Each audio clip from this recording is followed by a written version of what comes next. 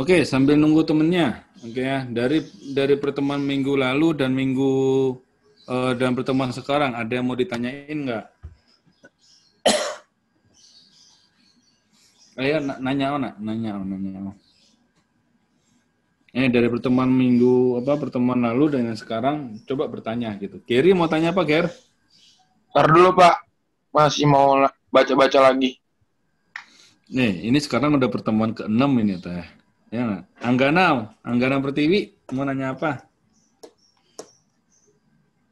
Eh, ini mungkin Pak apa ya nanya Oh, apa ya? Terserah, apa ya? bebas. Ini kan akreditasi ya Pak. Misal sebuah laboratorium itu mau ngajuin akreditasi. Cuman kan sekarang Ya. Pak adanya pandemi gitu ya Pak.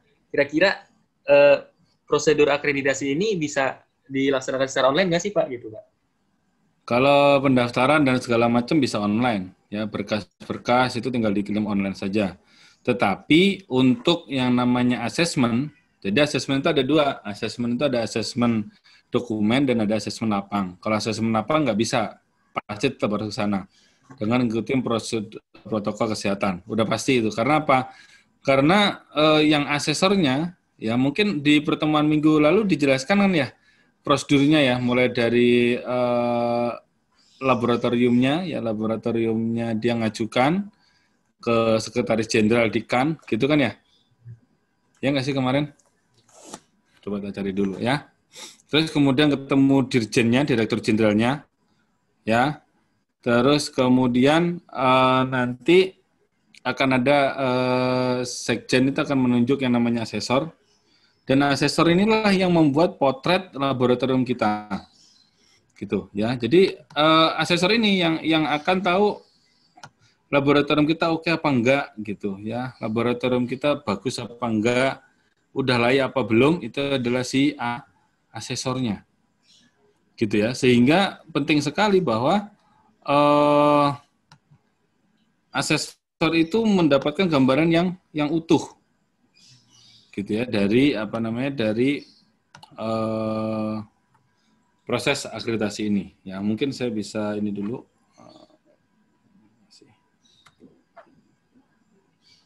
Sebentar tak di sini. Jadi tadi yang secara online hanya berkasnya doang gitu ya Pak, administrasi gitu. Iya. Asesmen lapangan. Nah, ini kan. Ini proses akreditasi kan? Nah, seperti ini. Ya, jadi ada komite akreditasi, nanti ada direkturnya, ya. Laboratorium mengajukan permohonan dari direktur, nanti dikasih direktur masih tahu sekjen dan ada yang direktur menunjuk yang namanya asesor, ya.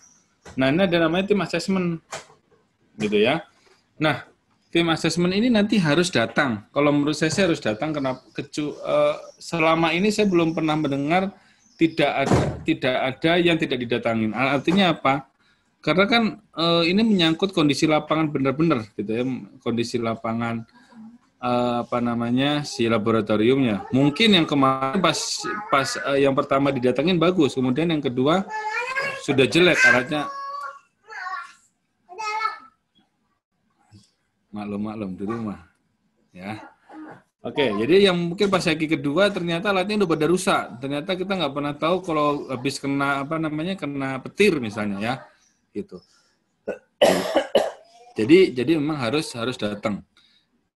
Setahu saya sih begitu, Karena apa? Karena si tim asesor inilah nanti yang akan memberikan gambaran kepada direktur ataupun nanti ada rapat. Jadi tahapan pertama, ya, saya ceritakan dulu tahapan pertama.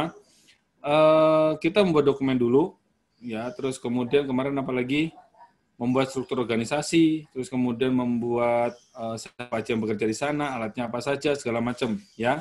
Itu udah ready semuanya. Jadi sudah ready untuk melakukan pengujian. Gitu kan yang pertama ya.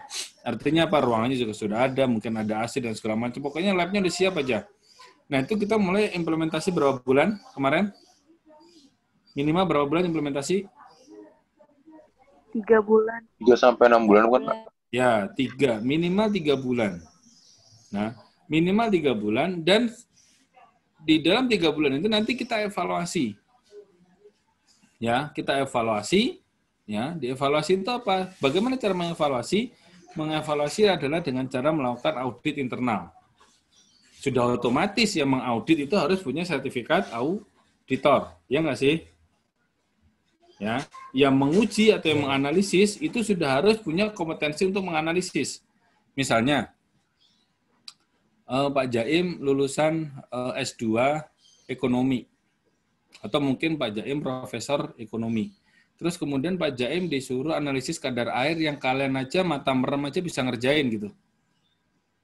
Kira-kira meskipun selevel profesor, kompeten nggak kira-kira? Gitu.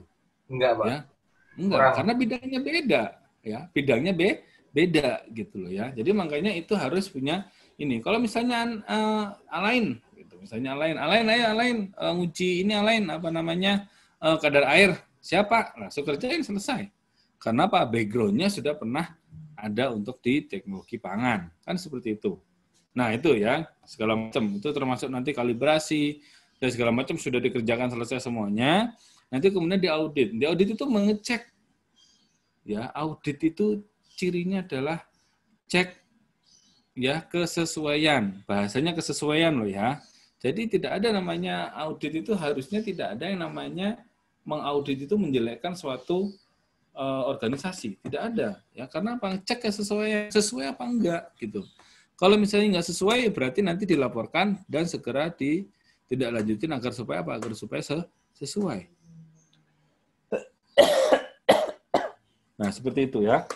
Jadi itu namanya audit kesesuaian. Ya, gitu ya. Perkara nanti ceritanya adalah apa namanya banyak yang nggak sesuai kan itu bisa kita perbaiki. Nah, setelah ketika melakukan audit setelah audit kesesuaian, terus kemudian nanti ada namanya bisa jadi karena skopnya yang mengaudit adalah teman-teman sendiri namanya audit internal. Setelah 3 bulan Anda mendaftarkan ke KAN. Gitu ya, dengan bukti sudah melakukan audit internal, dan ada satu lagi yang namanya tinjauan manajemen. Artinya apa? Hasil dari audit internal itu terus kemudian diputuskan dengan tim manajemen, karena manajemen kenapa? Karena manajemen adalah yang punya wewenang.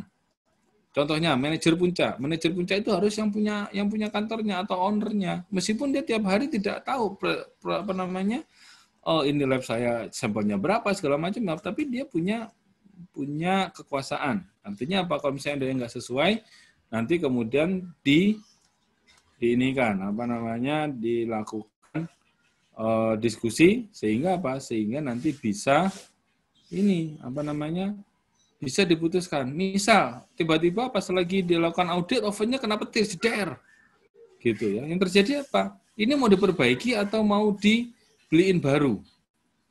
Diperbaiki butuh waktu 3 bulan. Setelah 3 bulan dikalibrasi, atau beli baru butuh waktu 2 hari, terus kemudian dikalibrasi. Ingat, semua peralatan harus dikalibrasi. Ya, terutama peralatan yang untuk pengukuran. Ya.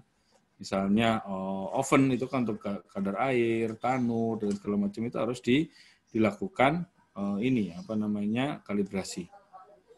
Nah, setelah itu baru kemudian ada yang namanya audit meja atau desk audit ya atau assessment desk assessment nah, segala macam itu namanya.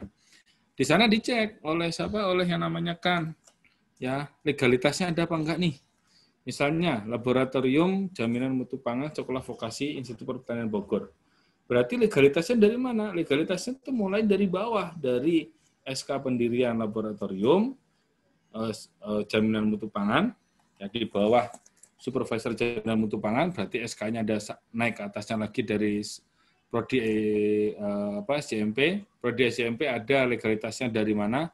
Dari sekolah vokasi. Sekolah vokasi ada legalitasnya dari mana? Dari IPB. IPB dari mana? Dari negara. Dari yang namanya, karena sudah BUMN, berarti sudah ada catatan di negaranya. Ya, seperti itu. Nah itu legalitas. Kalau saya tanpa legalitas nggak bisa. Anda ibarat mengeluarkan SIM, tetapi Anda nggak punya otoritas untuk mengeluarkan SIM, nggak bisa, ya seperti itu. Nah setelah itu baru kemudian dilakukan komunikasi intensif antara yang di bagian kannya, ya bagian informasi dan segala macam yang terima yang terima dokumen dan segala macam. gitu ya. Terus kemudian ditentukanlah tanggal. Ya, kalau pertama kali namanya assessment. Kalau pertama kali assessment, tanggal assessment tanggal berapa nih? Gitu. Misalnya laboratoriumnya ditentukan tanggal 31 Januari gitu ya, sama samakannya. Terus ternyata laboratorium Pak jangan 31 Pak, karena kan kita libur nasional dari tanggal 22 Desember gitu tahun 2020 sampai tanggal 3 Pak. Berarti kan itu kan saat liburan gitu ya. Apakah lab boleh mengajukan perubahan? Boleh. Ya oh iya lupa Mas, saya Mas gitu misalnya. Ya udah dimajuin aja Pak, jangan maju dong Pak, dimundurin lo boleh aja. Karena apa, semakin lama Anda di assess berarti semakin lama akan terbit gitu ya. Jadi di assessment kita sepakat tanggal 6 Januari misalnya. Oke. Nah, ada tim assessment-nya. Jumlah timnya berapa? Itu tergantung dari apa? Tergantung dari banyaknya lingkup akreditasi. Ya, sebagai contoh, saya dulu mengerjakan lingkup akreditasi yang sedikit. Ya, cuman ada berapa? 10 metode. Cuma ada 10 metode, tapi karena memang metode itunya khas, metode itu nggak ada yang lain di Indonesia, dia oke untuk datang. Gitu. Karena misalnya dia lingkupnya seperti yang biasa-biasa, tidak ada yang khasnya, biasanya dia akan dicek dulu daerah situ ada nggak laboratoriumnya. Ternyata udah ada laboratorium, ya udah. Bisa jadi Anda tidak dapat surat balasan untuk apa? Untuk ya ada metode yang lain lagi yang lebih spesifik, gitu ya. Nah, seperti itu. Nah, fungsinya untuk apa? Agar menjaga yang namanya persaingan yang sehat, gitu. Jadi di dalam satu daerah itu nanti dicek dulu kuenya ada berapa, ya di sana itu pabriknya ada berapa, terus kemudian kemajuan yang lain laboratorium yang lain di situ seperti apa. Jadi tidak akan terjadi yang namanya rebutan sampel. Nah, seperti itu. Ya, seperti itu yang kan juga pikirkan. Seperti itu. Ya. Nah, jadi seperti itu. Jadi dia memperhitungkan juga jangan sampai nanti di situ rebutan pekerjaan. Nah, seperti itu. Nah, setelah udah oke, dari K-nya oke, terus kemudian kan menunjuk asesor. Asesor datang, ya, karena kecil 2, bahkan ada yang sampai bawah 10 orang. Jadi satu ketua tim auditor, ya, yang lainnya adalah ketua tim asesor, dan yang lainnya adalah asesor. Ya, jadi karena apa ya? Karena macam-macam lingkupnya, ada yang elektrikal, ada yang mekanikal, ada yang fisik, terus kemudian mikrobiologi, ada pengujian kimia, ya ada segala macam. Sehingga apa? Ya sehingga membutuhkan suatu kekomplekan. Kalau 2 aja bisa Pak, bisa, tapi nggak selesai-selesai, gitu ya. Jadi makanya ditunjuk tim asesor. Nah, tim asesor inilah nanti yang akan memberikan gambaran kepada direktur ataupun sekjen, ya, dan juga yang paling penting adalah pantek, panitia teknis. Nah, jadi dari panitia teknis inilah yang akan memberikan pertimbangan-pertimbangan. Ini oke nggak sih? Sebenarnya oke Pak, gini Pak, teman kan ini bangunannya bangunan lama gitu ya, terus kemudian kalau untuk renovasi ya sedikit ini dan memang akan ada rencana perubahan ke tempat yang baru seperti itu. Jadi makanya sebenarnya kalau saya rekomendasikan kenapa orangnya kooperatif dan ditunjang oleh SDM yang mumpuni, alat-alatnya banyak, ya cuma satu itu aja Pak, gedungnya tua gitu Pak, rada serem gitu ya, misalnya seperti itu. Ya, jadi diskusi di panitia teknis itulah yang akan membawa lab kita ini akan diakreditasi atau tidak. Ya, seperti itu. Oke ya. Nah, yang kok nggak kita sendiri Pak? Ya nggak bisa, ya karena kan sisi kacamata dari asesor itu kan beda dibandingkan dengan sisi kita. Misalnya kita masuk langsung ke panitia teknis, ya nggak bisa. Ya ada suatu prosedur sehingga panitia teknis ini mampu memberikan pertimbangan secara akurat ya kepada siapa? Kepada sekjen, ya sekretaris jenderal. Dan sekjen itu nanti yang akan memberikan sertifikat kepada laboratorium. Nah, itu ya Mas ya, prosesnya seperti itu. Nah, setelah 1,5 tahun ya dikunjungi untuk yang assessment, nanti akan ada namanya surveillance. Ya, surveillance itu untuk apa? Untuk dicek lagi. Nah, surveillance juga sama, harusnya bisa masuk. Bisa masuk ke dalam bisa datang ke si laboratorium. Ya, kemarin saya sudah cari di pertemuan kemarin sudah saya cari tentang kebijakan dari kan di kala pandemi ini ya. Jadi mungkin untuk yang beberapa yang surveillance sedikit lebih ditunda gitu ya, terus yang lain-lainnya, tetapi kalau misalnya yang baru dan segala macam itu biasanya tetap didatangi. Nah, ada surveillance biasanya 1 sampai 2 kali dalam masa. Jadi satu kali masa itu sekitar 4 tahun ya, satu kali masa akreditasi itu 4 tahun gitu ya. Terus kemudian surveillance itu 1,5 tahun, bisa 2 kali, bisa sekali surveillance-nya. Dan kemudian yang 1 tahun sebelumnya itu harus melakukan namanya reassessment. Jadi melakukan reassessment lagi, jadi ngikutin lagi ya reassessment, jadi dicek lagi, nanti dibawa ke sana dokumen-dokumen yang barunya apa segala macam, ada daftar kendali dokumennya segala macam. Nah seperti itu. Nanti reassessment. Atau ada juga namanya surveillance mendadak atau sidak, surveillance mendadak gitu ya. Jadi kalau misalnya kalian tinggal di Bogor terus kemudian ibumu tiba-tiba datang ke kosan nggak ngomong-ngomong, itu kan namanya inspeksi atau surveillance mendadak gitu ya. Ternyata kan kamarnya berantakan, nah, seperti itu ya. Kena sidak gue, gitu, nama nyokap, nah, seperti itu kan ya. Nah itu digunakan untuk apa? Digunakan untuk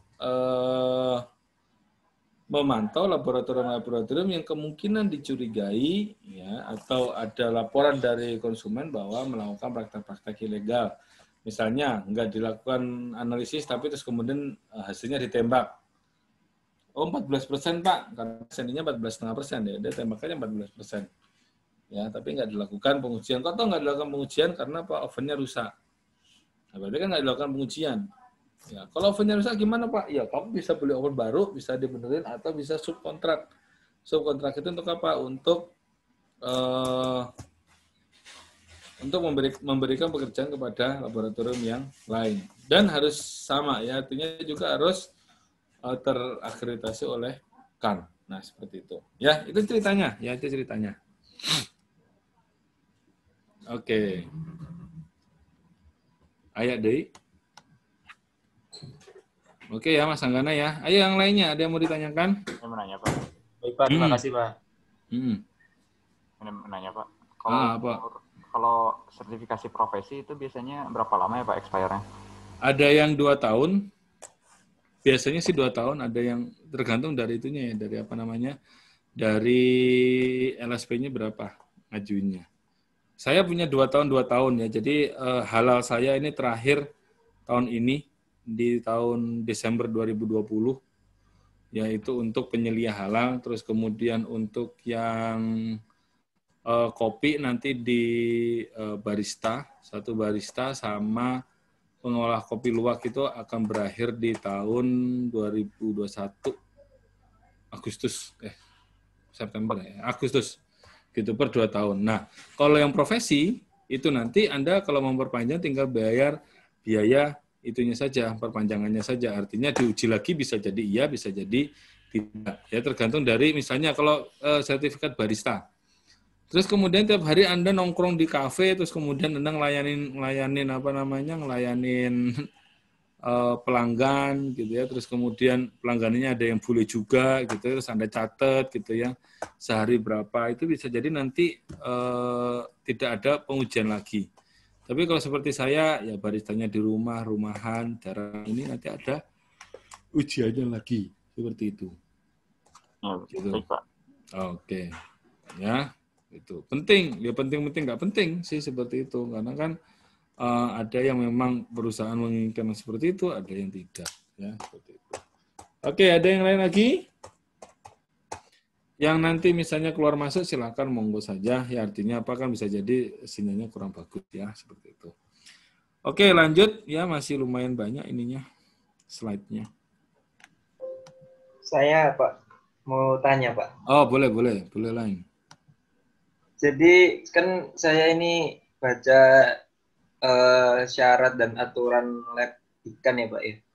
Terus di ada poin yang saya masih belum ngerti Pak. Kalau itu? cuman baca jadi butuh penjelasan gitu, Pak. Iya. Di poin 2.2.3 ini tertera bila laboratorium atau lembaga inspeksi atau organisasi induk memiliki lebih dari satu lokasi permanen dan menginginkan untuk mendapatkan akreditasi hanya sebagai satu entitas terakreditasi. Laboratorium atau lembaga inspeksi harus memberikan informasi rinci mengenai hubungan antara kantor pusat yang akan diakreditasi dengan lokasi atau kantor cabang yang tercakup dalam sistem manajemen mutu serta menunjuk perwakilan dari tiap lokasi atau kantor cabang. Dalam hal ini, lampiran sertifikat akreditasi akan mencantumkan dengan jelas keseluruhan ruang lingkup akreditasi dari entitas yang diakreditasi maupun kegiatannya pada tiap lokasi cabang. Entitas, maksudnya entitas itu apa sih, Pak? Itu loh. Jadi begini. Jadi seperti Prodia. You know Prodia? Enggak, Pak. Oh, nggak tahu. Kamu tahu Badan POM? Ya, tahu, Pak. Badan POM di seluruh Indonesia ada berapa? Mungkin sekitar 20-an ya. Oh ya. Gitu. Iya, Pak. Oke ya. Nah, yang Badan POM itu pinginnya seluruh laboratoriumnya itu ya diakreditasi mulai dari yang di Jakarta sebagai yang pusat sampai di Sabang sampai Merauke yang jadi cabang itu jadi satu kesatuan. Artinya dokumennya sama. Gitu. Ya, ada satu kesatuan dokumen. Jadi dokumennya sama semuanya. Terus kemudian nanti diakreditasinya sekali. Gitu, ngikutin yang pusat. Nah, seperti itu. Ya, jadi satu kesatuan seperti itu. Sehingga nanti masing-masing laboratorium itu mengirimkan ke pusat bahwa seperti ini loh, seperti ini. Ini milik saya. Makanya di Badan POM itu hampir semua Badan POM seluruh Indonesia ya itu alatnya sama, analisisnya sama, semuanya sama. Nah, seperti itu. Agar supaya apa? Agar supaya memudahkan ketika memang menjadi satu kesatuan.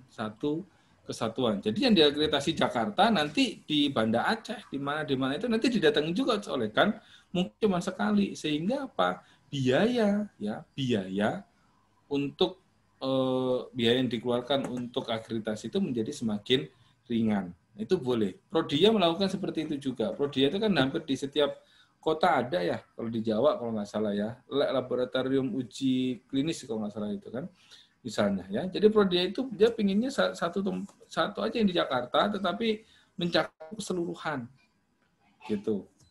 Nah seperti itu. Itu dimungkinkan. Kalau dulu nggak dimungkinkan, kenapa? Enggak, karena beda-beda gitu dan harus harus diperiksa satu persatu. Nah seperti itu Alain. Jadi satuan entitas itu ya satu kesatuan jati diri atau nama atau apalah gitu ya seperti itu. Kalau sekarang dimungkinkan agar supaya apa organisasi menjadi efektif dan efisien. Misalnya kita punya namanya Indofood. Indofood itu di dalam pabriknya itu ada laboratorium terakreditasi. Bayangkan di dalam pabriknya ada laboratorium terakreditasi.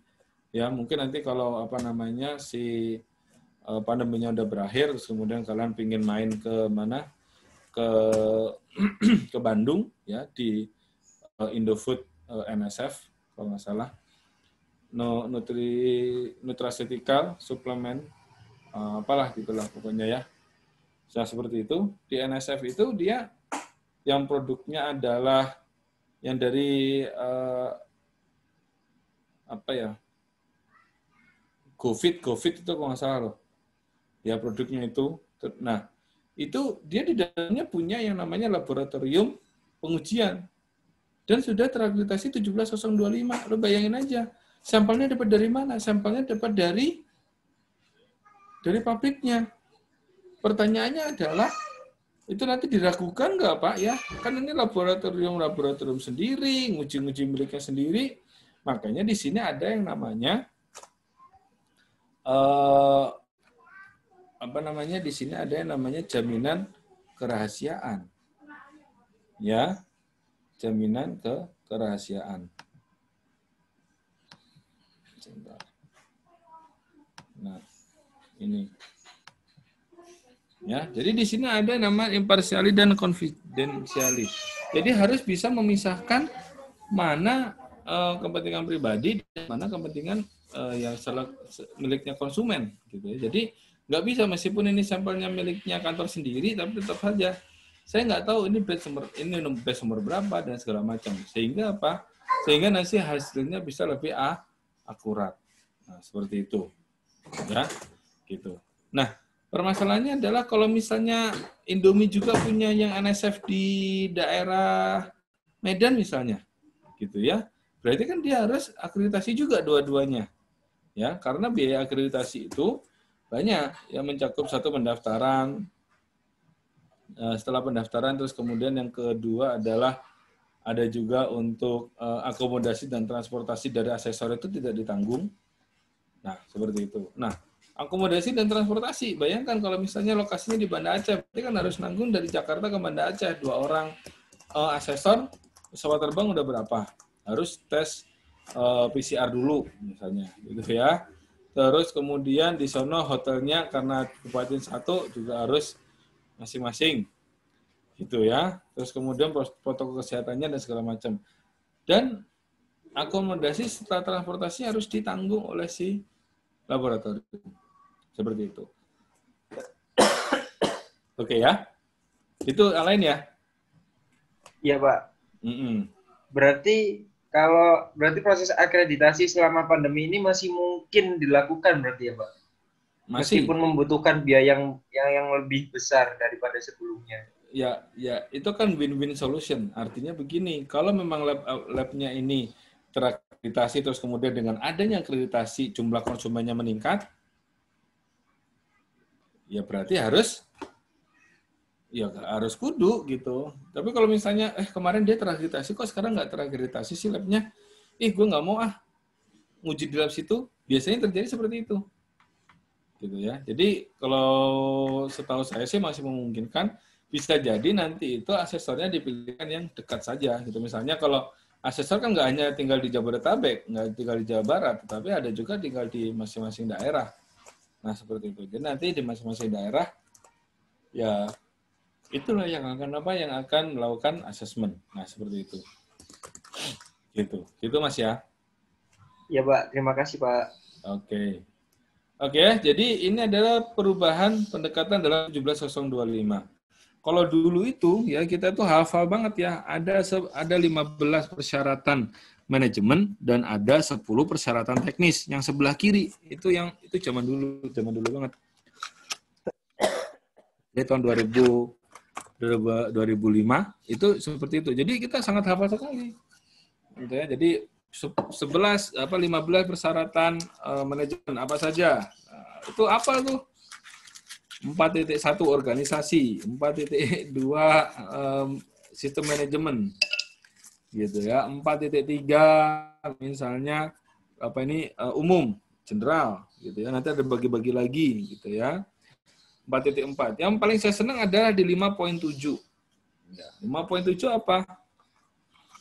5.7 adalah sampling. Karena kenapa? Ini adalah salah satu klausul yang tidak perlu ada jika memang Anda tidak melakukan sampling. Gitu. Sampling itu kayak gimana sih, Pak? Sampling itu adalah pengambilan contoh. Jadi laboratorium boleh melakukan pengambilan contoh ke user, boleh. Ya, tentu dengan suatu kesepakatan. Tetapi ketika melakukan sampling ke user, berarti dia harus mempersiapkan dulu semuanya. Jadi ada persyaratan-persyaratan dalam sistem sampling. Ya, jadi di 5.7 itu kalau misalnya labnya tidak melakukan sampling, ya berarti boleh aja. Artinya apa? Sampel itu datang ke laboratorium, bukan kita yang mengambilkan. Nah, kita harus state di awal bahwa laboratorium pengolahan pangan Sekolah Vokasi Institut Pertanian Bogor tidak melakukan sampling kepada atau pengambilan sampel. Nah, itu seperti itu. Ya, jadi boleh dilewati, gitu ya. Dan sekarang berubah pendekatannya menjadi 1 adalah scope, 2 normative reference, 3 terms and definition, 4 general requirement. Ada impartiality dan ada confidentiality. Ya. Jadi jaminan tidak memihak gitu ya. Itu juga harus ada gitu ya. Misal nih, Alain sama Imam lagi berantem. Imam adalah customer, Alain adalah analis di suatu laboratorium. Imam karena sudah biasa di lab lain misalnya ya. Terus kemudian mau cari yang lain, males banget, tapi gue lagi berantem sama dia ya. Ya udahlah, nggak apa-apa lah. Itu kan. Nah, si Alain karena dia sampelnya udah masuk, dia semena-mena gitu misalnya. Oh, ini sampelnya si Imam, guys. Orang jian jadi jelek, wah sampelnya hasil analisisnya. Gitu kan? Nah, itu nggak boleh gitu ya. Makanya harus ada suatu sistem agar supaya apa? Melindungi hak-hak konsumen dan juga melindungi kewajiban-kewajiban dari personel yang ada di dalamnya. Gitu. Ya, jadi misalnya seperti itu. Nah, bagian front office langsung ngasih note gitu ya. Misalnya diganti, kode sampelnya diganti gitu ya. Ganti ini. Sehingga apa? Sehingga lain tidak bisa tahu bahwa oh ini miliknya si Imam. Jadi nanti ketidakperpihakan akan menjadi sesuatu yang penting di ISO 17025.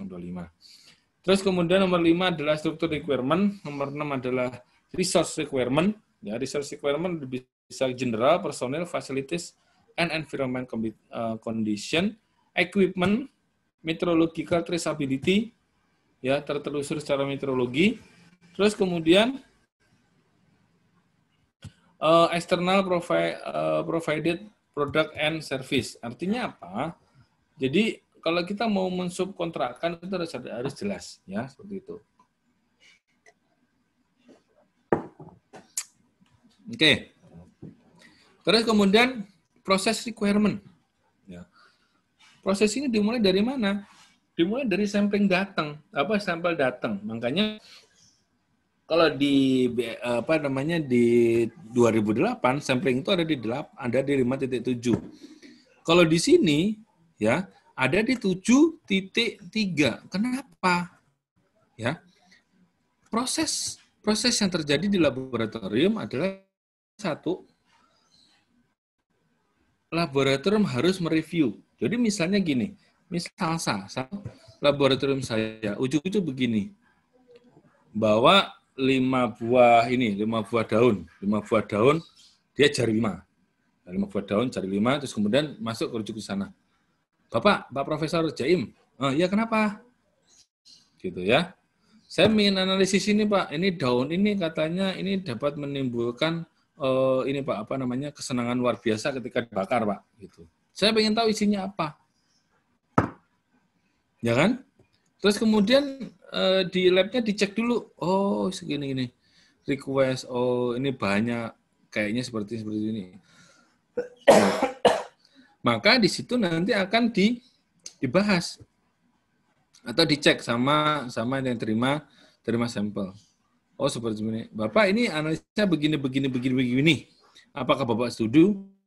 Oke setuju, dibuatinlah dibuatin lembar lembar persetujuan. Dari siapa? Dari kedua belah pihak, bahwa pihak pertama telah memberikan 5 buah sampel daun berjari 5 untuk dilakukan analisis ini. Kedua belah pihak nanti tanda tangan. Si customer tanda tangan, si labnya tanda tangan. Itu yang namanya review ya permintaan. Tender dan kontrak. Nah, tender itu kalau kita mengikuti suatu tender atau lelang. Jadi misalnya ada pengujian kadar air untuk 1000 jenis makanan dalam kaleng misalnya ya. Kita ikut kontrak, kita ikut tender terus memang kita menang. Dan kontrak adalah apa? Kontrak adalah kesepakatan antara laboratorium dengan si customer-nya, itu namanya kontrak. Ya, jadi review of requirement, tenders and contract. Jadi sebelum pekerjaan dilakukan semuanya itu harus ada permintaannya apa, terus ada kontraknya enggak. Jangan sampai enggak ada kontraknya.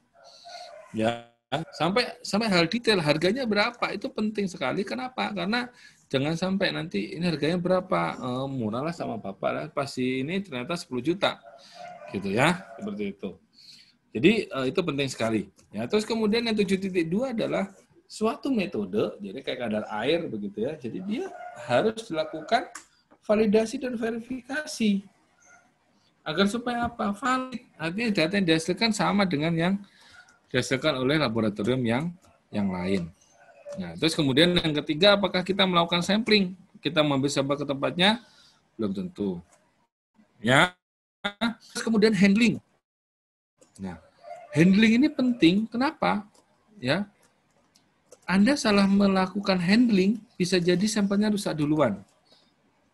Ya, contohnya adalah ketika Anda mengambil sampel di daerah Muara Angke. Ada pernah ke Muara Angke? Oh, nggak pernah. Ya, oke.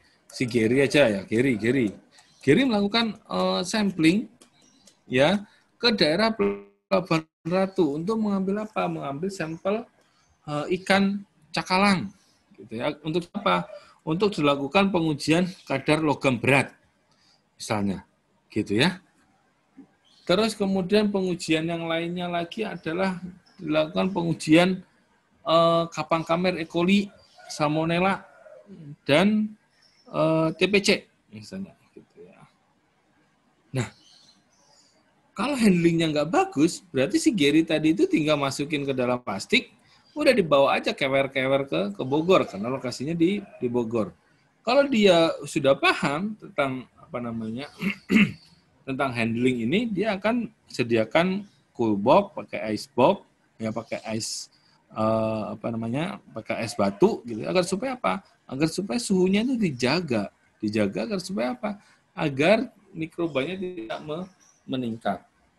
Ya, karena kenapa? Kita tahu bahwa mikroba itu nanti dia yang akan menyebabkan apa? Menyebabkan kerusakan pada sampel. Artinya gini, kalau misalnya Anda tidak lakukan pengawetan,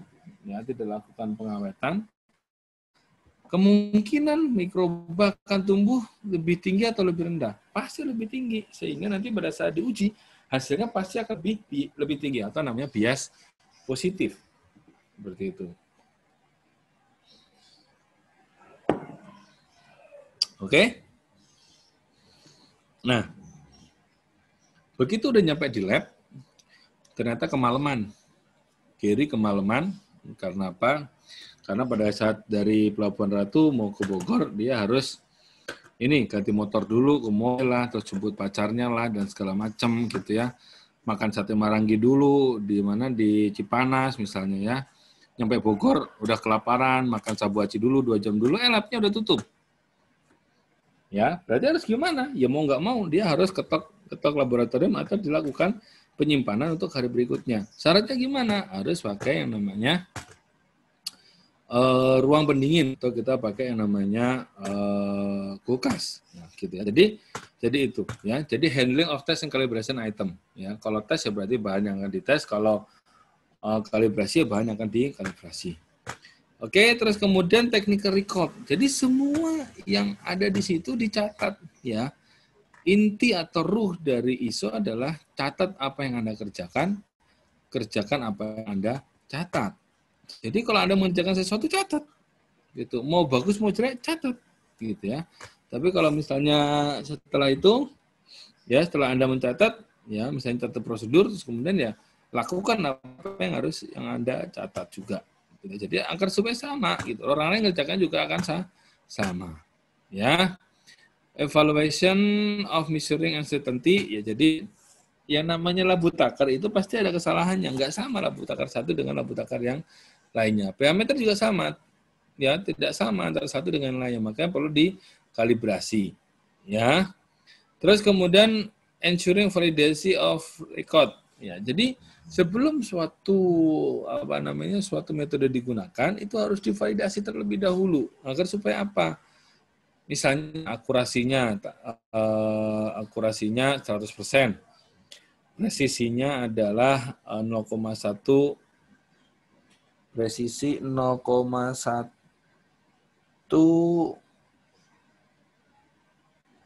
persen gitu ya, karena presisi itu kan menggunakan RSD ya, dua RSD Horvitz itu biasanya merupakan suatu warning Ya, seperti itu. Artinya apa? Precision itu adalah sebaran data untuk satu uji, itu nanti dia menyebar di suatu tempat atau dia menjadi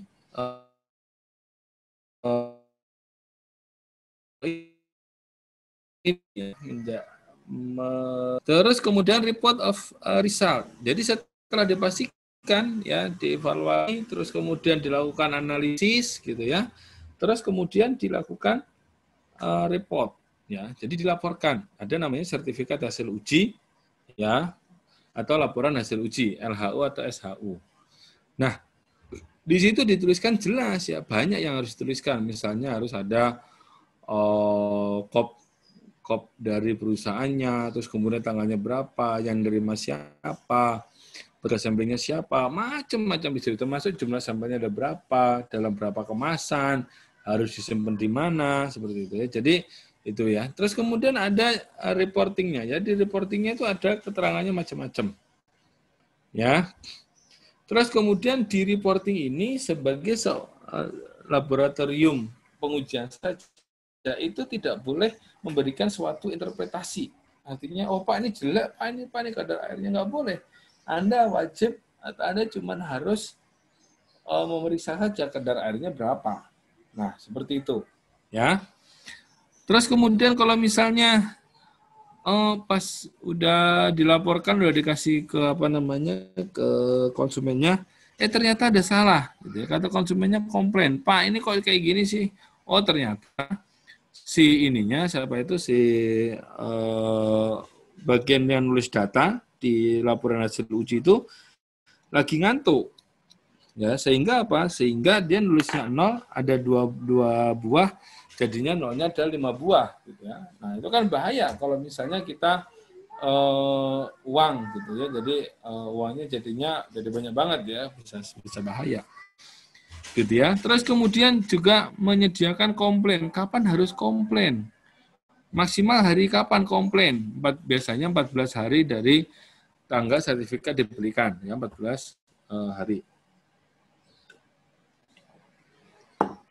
Terus kemudian ada namanya non-conforming work. Non-conforming work itu adalah pekerjaan-pekerjaan yang tidak sesuai misalnya ya. Sehingga apa? Sehingga kita butuh yang namanya pengecekan. Kita bisa pengecekan yang namanya menggunakan kontrol data dan informasi. Terus kemudian ada namanya kontrol chart dan segala macam. Kita bisa menggunakan itu semua agar supaya apa? Agar supaya kita tahu kalau misalnya pengujian ya kemarin hasilnya 50 ppm, sekarang kok hasilnya 80 ppm ya, itu harus langsung punya sense. Oh, ini kayaknya ada data yang aneh nih. Nah, seperti itu. Kita harus cek seperti itu. Ya. Terus kemudian kontrol data informasi manajemen. Jadi data itu dikontrol bukan dimanipulasi ya, tapi data itu dikontrol agar supaya apa? Runutannya jelas. Jadi sampel masuk, itu masuk ke penerima sampel. Dari penerima sampel itu kode sampelnya dirubah semuanya menjadi kode unik di dalam laboratorium.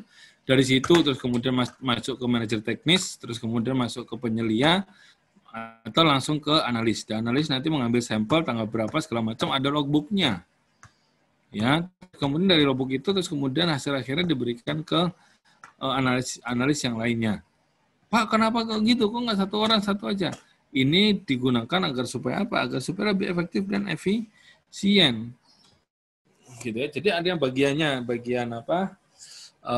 Bagian ekstraksi saja, ada bagian penepungan saja dan segala macamnya. Kan lot kerjanya juga banyak. Ya. Nah, perubahan data itu tadi ya, perubahan dari buku satu ke buku yang lainnya. Nah, kan masing-masing analis punya bukunya ya. Itu harus tetap dipelihara, nggak boleh acak-acakan. Ya, harus bagus, harus tepat. Tulisannya nggak bagus nggak apa-apa, tapi harus tepat ya. Misalnya 17025, ditulisnya satu lagi 17825. Bedanya jauh gitu ya, seperti itu. Dan itu ketika ada komplain itu harus bisa di-trace, harus bisa dialur kemana-kemananya gitu ya. Jadi Oh, tanggal sekian ketemu dan analis supervisi, dari supervisi ke sini. Nah, itu harus bisa ditelusuri. Ya, terus kemudian ada manajemen sistem requirement, manajemen sistem documentation, control manajemen sistem documentation, control address risk and opportunities, improvement, corrective action, dan ada internal audit dan juga manajemen review option, ya, untuk option A, metalurgi atau manajemen sistem option untuk yang lainnya. Nah, dari sini tuh semuanya dikontrol. Bahkan dokumen pun kalau ada perubahan satu huruf itu harus dirubah, harus diamandemen. Ya, jadi makanya ada namanya revisi sekian, ya revisi 1, edisi 10, berarti udah 10 kali dibenerin itu si dokumen. Semakin lama nanti kita akan menemukan bahwa ya memang harus direvisi gitu, karena apa? Sudah tidak sesuai dengan perkembangan zaman gitu ya. Ya, jadi seperti itu. Jadi agar supaya apa? Agar supaya nanti si dokumen itu jelas ya. Gitu. Oke. Bentar.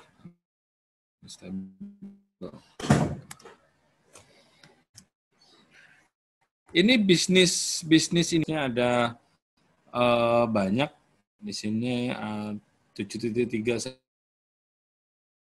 IoT ya, terus kemudian ada komplain, ini ada resource-nya nomor 6 itu membahas resource semuanya.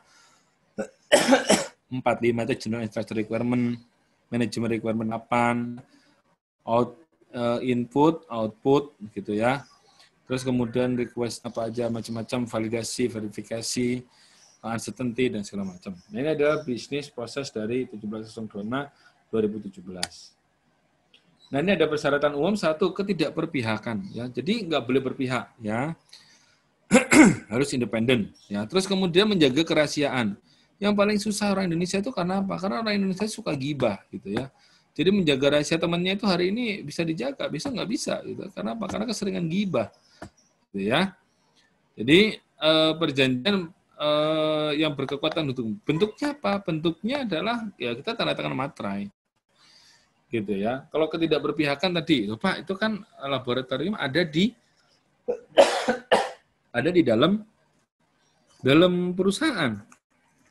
Nanti dia berpihak dong, Pak. Makanya di situ dibuktikan ya bahwa tidak ada komunikasi atau tidak ada kong kali kong dengan bagian produksi misalnya. Nah, seperti itu, ya. Oke, kerahasiaan ya. Ini macam-macam ya, termasuk dari badan hukumnya jelas dan sebagainya, ya. Terus kemudian persyaratan sumber daya umum yang mencakup persyaratan personel, fasilitas, peralatan. Jadi apa aja ada di situ ditantumkan di 6 ya. Nah, ini personel adalah ya personel harus mempunyai kualifikasi dan laboratorium menentukan kualifikasinya. Seperti saya dulu adalah manajer teknis. Manajer teknis itu minimal harus S2. Di persyaratannya di panduan mutunya. Sehingga manajer teknis kalau misalnya saya kabur, manajer bawahnya itu juga harus S2 atau kecuali di amandemen atau kecuali dirubah harus masih minimal S1 misalnya. Nah, seperti itu. Nah, terus kemudian analisnya. Analis adalah minimal lulusan Semakbo. Tahu Semakbo kan ya? Ada yang tahu Semakbo nggak? Semakbo itu apa sih? Ada yang tahu nggak Semakbo? Nggak ada yang tahu. Ya Allah, orang Bogor nggak ada yang tahu ya. Iya, lain rumahnya jauh banget. Semakbo Bogor, Jadi Pak. Semakbo adalah sekolah menengah analis kimia Bogor. Iya nggak sih? Nah, misalnya analisnya harus lulusan dari Semakbo minimal gitu ya. Terus kemudian analisnya satu dari lulusan SMA entah berantah dan jurusannya IPS pula gitu ya, bukan jurusannya IPA gitu ya. Maka gimana ya, dia harus dilakukan apa? Dilakukan yang namanya pelatihan personel untuk bidang yang akan menjadi pekerjaannya dia. Ya, oke, seperti itu. Personel banyak. Nah, fasilitas dan kondisi lingkungan kan tidak pernah mensyaratkan akan seperti apa, ya. Tetapi yang jelas fasilitas dan kondisi lingkungan harus memenuhi persyaratan untuk kegiatan laboratorium dan tidak berpengaruh buruk terhadap hasil. Misalnya laboratorium es krim, tetapi ruang ininya, ruang pengujiannya tidak ber-AC. Kira-kira representatif enggak? Tidak. Enggak. Ya, Ya. otomatis harus ber-AC. Ya, seperti itu. Kan ya. Terus kemudian apakah hanya cukup ber-AC saja? Tidak. Ya, paling penting juga Pak, dicek juga suhunya berapa. Kadang suhunya 20, kadang suhunya 33 gitu ya. Jadi kadang panas, kadang dingin kan enggak bagus juga gitu ya. Makanya itu harus dicek juga, nanti harus didokumentasikan. Misalnya di lab pola 4 ada termometer dan hygrometer, ya, kelembapan, mengukur kelembapan dan pengukuran suhu. Nah, seperti itu. Oke, jadi nanti itu ditulis tuh berapa ininya segala macam sehingga kita tahu gitu ya. Terus kemudian di masing-masing alat timbang ada logbooknya. Logbook itu apa? Untuk mengetahui siapa yang terakhir pakai sehingga kok jadi rusak. Ya, oke. Terus kemudian fasilitas dan lingkungan juga harus nyaman gitu ya. Terus kemudian kalau memang dia harus dingin ya dingin, kalau panas ya panas kan gitu ya. Dan itu yang paling penting adalah dicatat ya, seperti itu. Nah, peralatan itu dibutuhkan sesuai dengan apa ya? Sesuai dengan lingkup akreditasi. Yang dibutuhkan apa saja itu yang dibeli. Tapi kalau sudah ada duluan ya nggak apa-apa. Yang paling penting lagi dia harus dikalibrasi untuk peralatan ukur. Contohnya adalah Butakar, pipet mur, pipet volumetrik, ya, timbangan, tanur, oven. Terus kemudian ada satu lagi adalah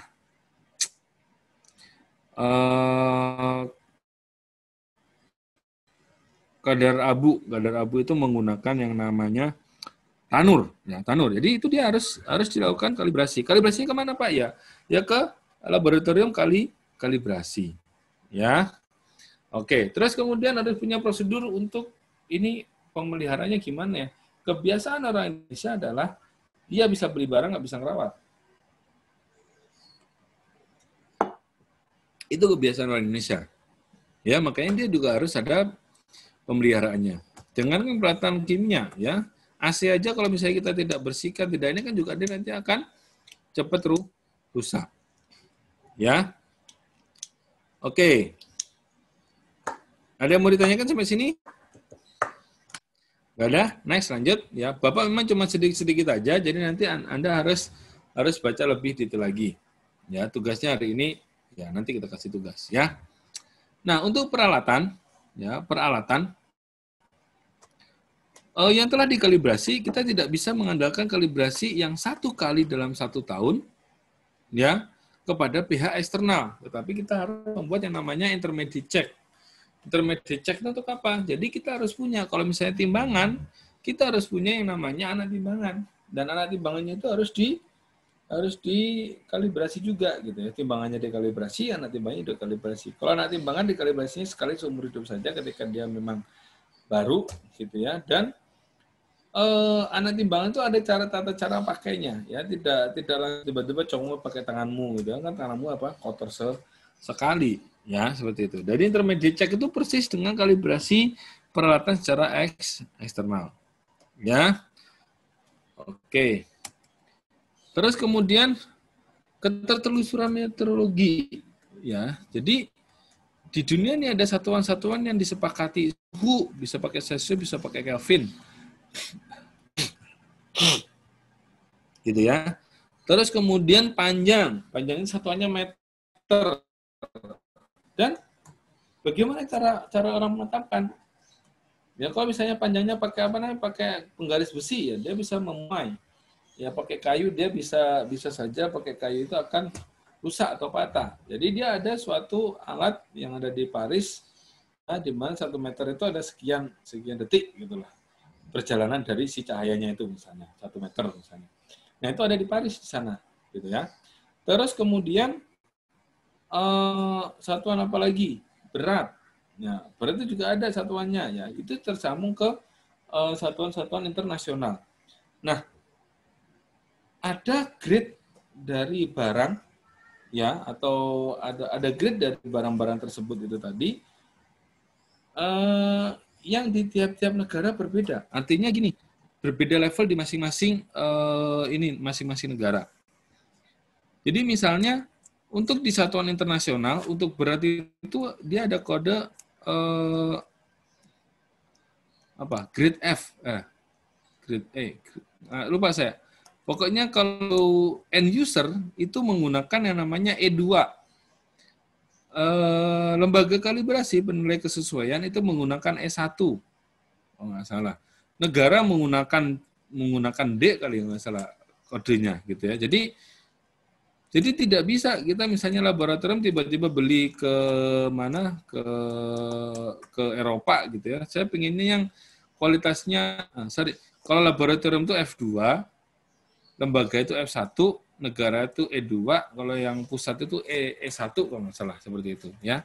Jadi gitu. Jadi tidak sembarangan ada ada tahapan-tahapannya ya, ada kualitasnya. Apakah sama? Ya pasti yang paling tinggi itu yang paling mendekati sempurna. Ya.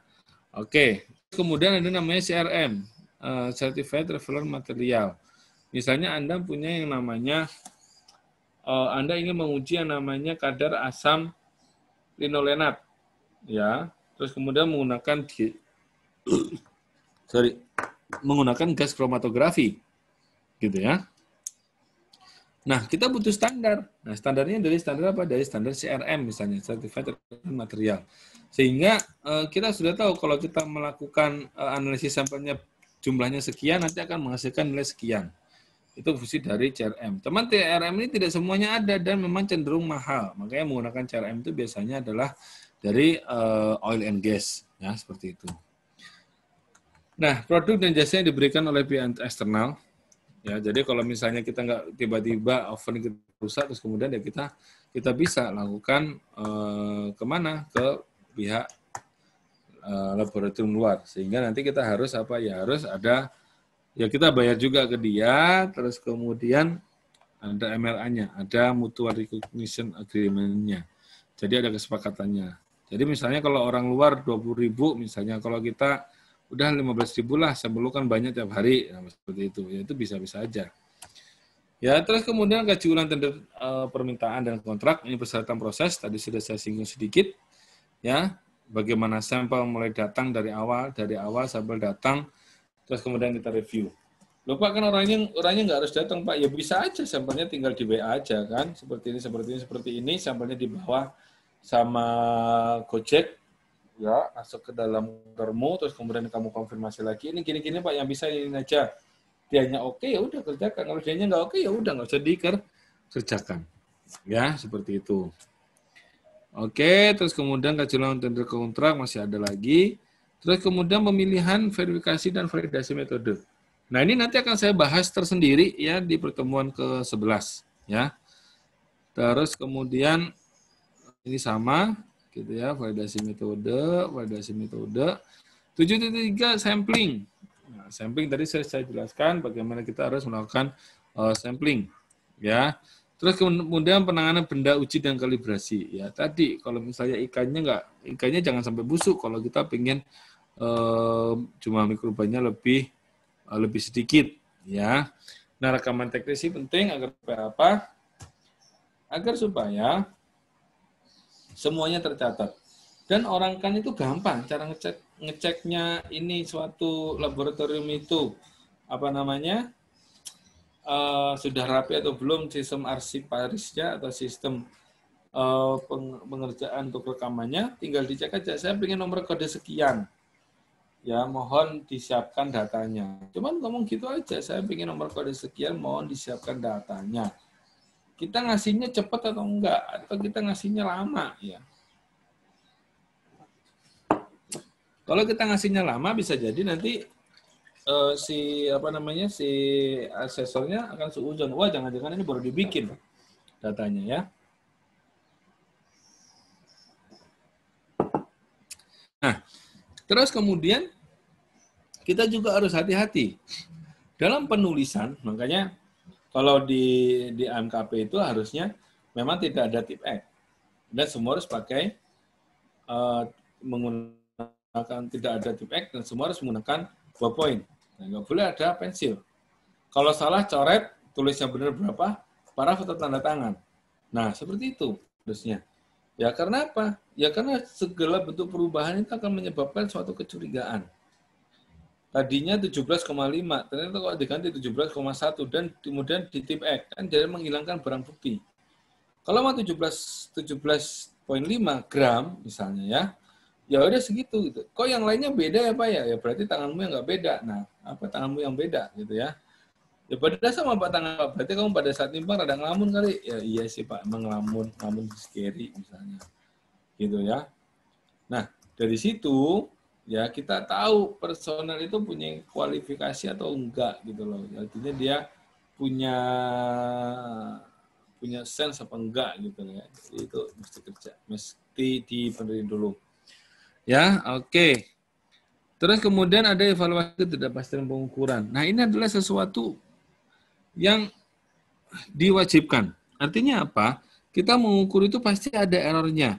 Kalau Anda lihat burat, misalnya di burat itu ada tulisannya D plus minus 0,05 mili. Jadi apa ya? Tingkat ketelitiannya segitu, gitu ya. Ada fluktuasi segitu, sehingga nanti dari seluruh proses untuk evaluasi ketidakpastian pengukuran itu harus dicek satu persatu. Jadi misalnya sampel datang, ya, terus kemudian ditimbang. Berarti timbangan mempunyai Anda dalam ketidakpastian pengukuran. Terus kemudian dilarutkan. Nah, dilarutkan terus kemudian dicek ketidakpastian pengukurannya dari dari si volume misalnya ya. Itu berapa? Dari pipet misalnya itu berapa? Ya, nanti dikumpulkan semuanya sehingga nanti akan ketemu misalnya kadar tartazin dari minuman itu adalah 15 ppm plus minus 50 ppm. Ya, berarti kan nggak mungkin ya. Jadi harusnya plus minus 0,1 ppm misalnya ya, seperti itu. Nah, itu kita harus pastikan. Ya. Terus kemudian menjamin keabsahan hasil. Oke, ya. Jadi dari sini keabsahan hasil itu gimana? Jadi sampel sudah dianalisis oleh si analis. Analis memberikan data-datanya ke supervisor, supervisor memberikan data-datanya ke manajer teknis. Gitu ya. Jadi analisnya udah ngasih data, udah dihitung. Ternyata sama supervisornya, ini lo ngitung masih salah nih, balikin lagi gitu ya. Terus kemudian dihitung lagi. Kalau udah benar, masuk ke yang namanya manajer teknis. Manajer teknis cek doang. Lah, ini kok kecil amat gitu ya. Biasanya nggak segini gitu ya. Mungkin coba dilakukan lakukan pengujian ulang. Nah, seperti itu. Itu keputusan dari si manajer. Ya, tentu manajer dengan analis itu memiliki daya naluri untuk daya naluri untuk ngecek gitu ya. Jadi misalnya tidak sesuai dengan peraturan menteri, wah ini kok kelebihan, coba dicek lagi siapa tahu ada yang salah gitu sebelum hasil itu dirilis. Karena kalau hasil itu sudah dirilis terus kemudian ada kesalahan, kita repot banget itu. Ya, bisa jadi pelanggan tidak percaya dengan kita. Ya.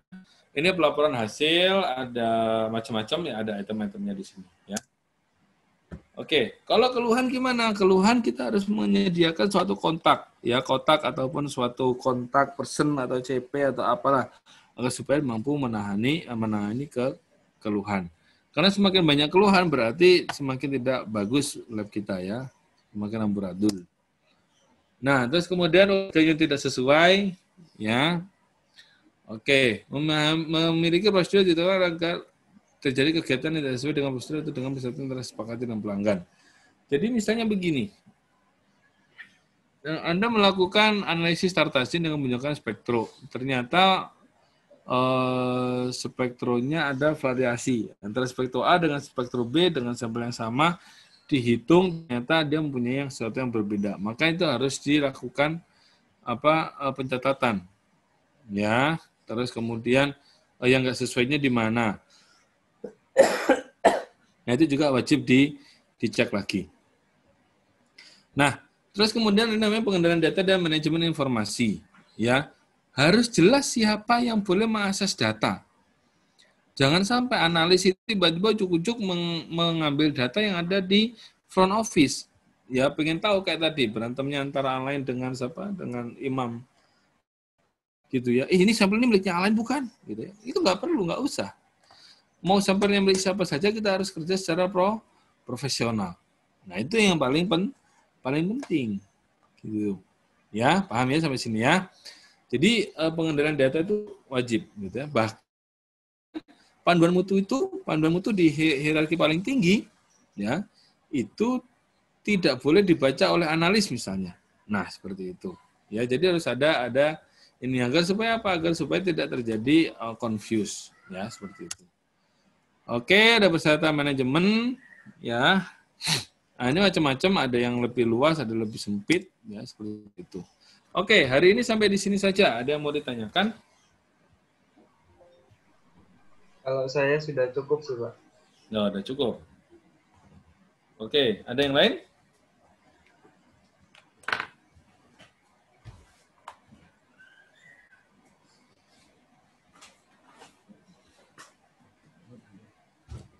Ayo, ada yang lain?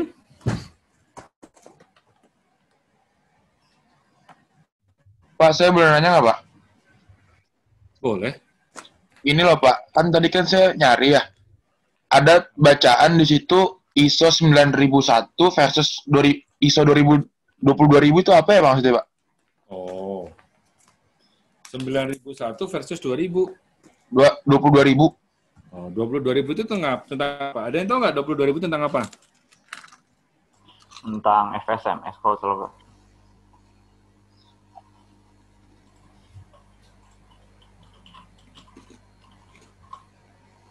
HACCP bukan? Manajemen keamanan pangan, Pak. Manajemen keamanan pangan. Iya, FSMS. Ya. Ya. Ya beda. Bedanya kalau 9.000 ya memang dia fokus ke ininya, fokus ke mana? Ke sistem manajemennya aja. Sampai hasil akhirnya seperti apa. Jadi misalnya di pabrik kerupuk, yang menjadi titik penting adalah ketika mulai barang datang sampai keluar kerupuk itu seperti apa. Tapi kalau 22.000 ya yang lebih penting lagi ada suatu penekanan di situ, keamanan pangannya seperti apa. Itu juga harus dimasukkan. Tenang, nanti ada di semester 5 ya. Ada semester 5 ada HCCP. Ya, jadi nanti ada itunya, apa namanya? Ada mata kuliahnya khusus gitu ya, seperti itu. Oke. Ada yang lain sebelum saya kasih tugas?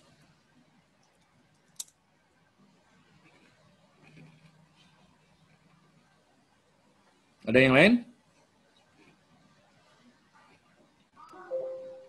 Sepertinya sudah cukup sih, Pak. Oh iya, oke. Sekarang berarti tak kasih tugas saja ya? Iya, Pak. Tugas, Pak. Nah, pertanyaannya, kalian mau tugas apa?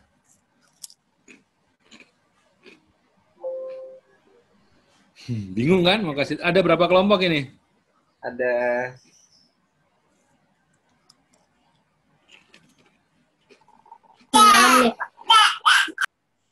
Ada berapa kelompok? 6 kalau nggak salah, Pak. Udah lupa ya? Waduh. 9, Pak. Manlab 9. Oh, 9. Masing-masing kelompok berapa anggotanya? Oh iya 9, Pak. Oh iya, anggotanya Bertiga, berapa? Pak. Satu kelompok bertiga. Oh, satu kelompok bertiga.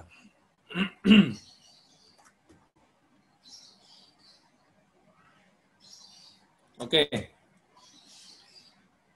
Saya pinginnya begini. Ya, ini tugas buat kalian. Tugas minggu lalu apa sih tugas minggu lalu? Saya pengen tahu. bikin pertanyaan, Pak. Ya, contohnya apa pertanyaannya? Tentang akreditasi laboratorium, Pak. Ya, pertanyaannya apa contohnya? Yang kemarin kamu tanyakan ke temannya apa?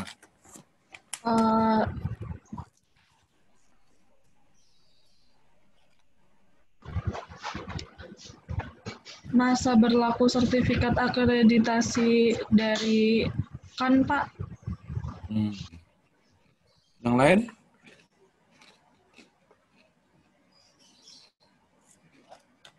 Yang lain apa yang lain? Kan 10 bukan? Iya Pak, 10 Pak. Nah, yang lain apa pertanyaannya?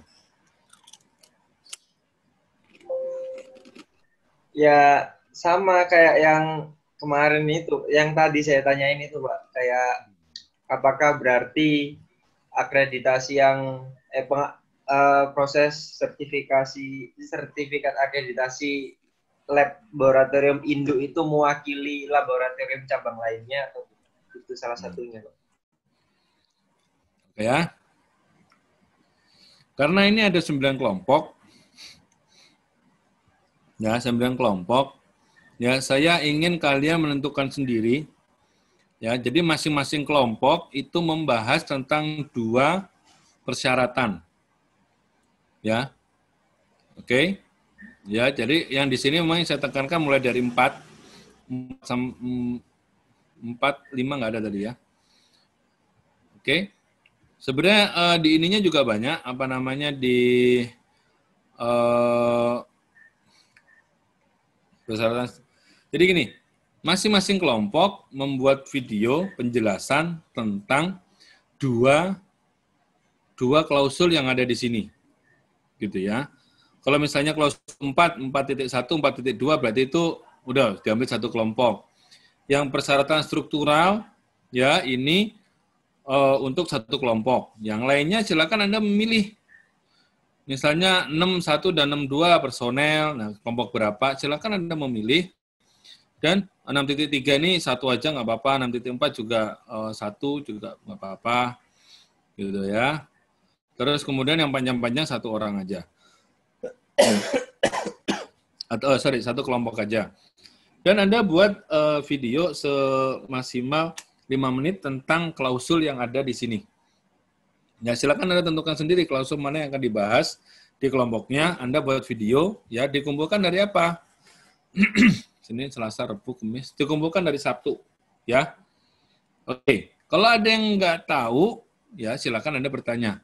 Ya, formatnya nggak boleh pakai handphone terus kemudian tegak ya. Jadi formatnya tetap landscape ya. Seperti itu.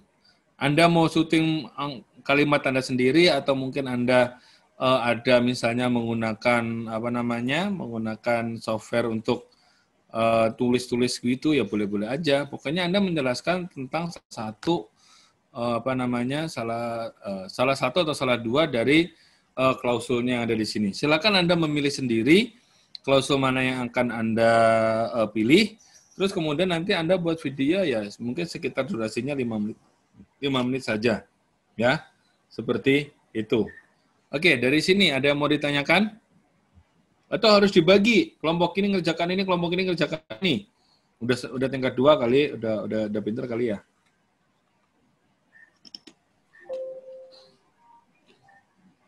Mungkin kalau pembagiannya biar kita sendiri aja Pak. Ya.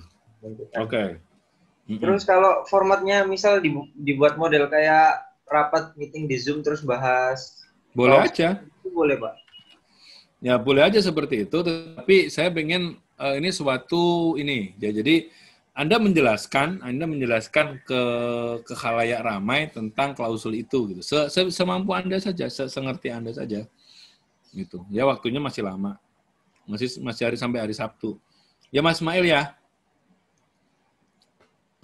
Iya, Pak. Oke, nanti dikirimnya di Google Drive. Saya buatin Google Drive-nya dulu untuk pakai yang kemarin aja, Il. Google Drive-nya, Pak. Kalau enggak di-upload di Google Drive masing-masing terus kemudian di-share itunya linknya. Linknya ke kita gitu aja ya. Oke, Pak, boleh, Pak. Ada yang mau ditanyakan?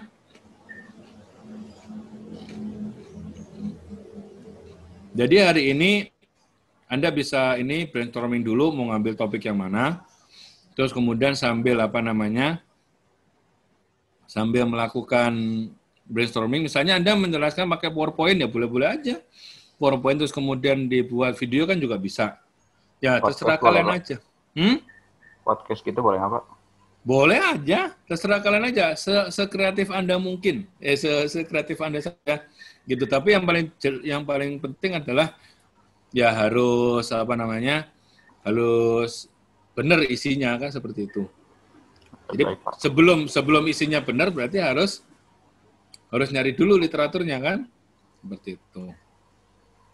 Oke ya, literatur itu banyak sekali di Kan ya, jadi di kan.or.id itu ada download sebelah kanan, ya pokoknya paling sebelah kanan itu di situ banyak banget itunya ketentuan-ketentuannya. Seperti misalnya kalibrasi. Nah, kalibrasi juga ada di situ. Bagaimana cara bagaimana ketentuan-ketentuan kalibrasi gitu ya, pengujian misalnya legalitas harus seperti apa, itu ada semua di sana. Ya, ada panduannya ya di situ. Oke, ada yang mau ditanyakan?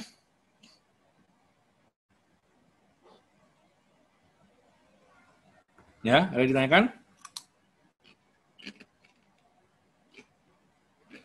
Udah jelas semuanya?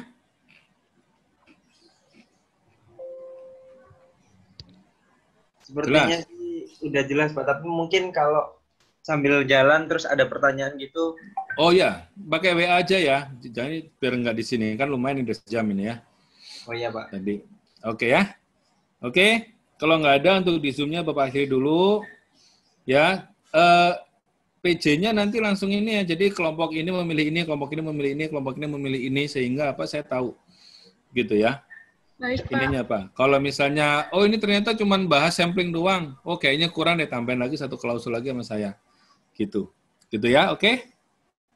Baik, Pak. Oke, saya akhiri dulu. Assalamualaikum warahmatullahi wabarakatuh.